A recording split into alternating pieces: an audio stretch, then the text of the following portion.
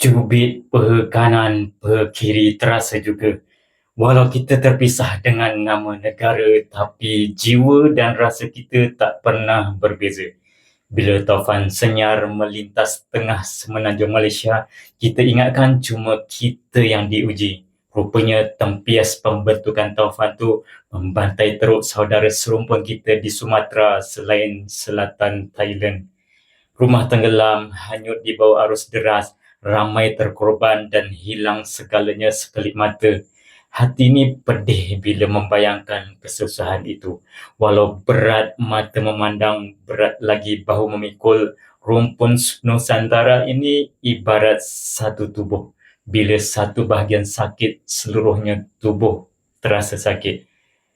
Kita mungkin dipisahkan laut dan sempadan, tapi kita tetap saudara sejak dahulu.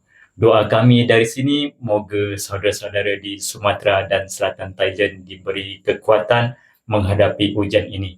Moga Allah lapangkan hati kalian dengan sabar, redha dan sedikit rasa syukur bahawa masih ada nyawa yang terselamat. Semoga pertolongan datang dari arah yang tak disangka-sangka.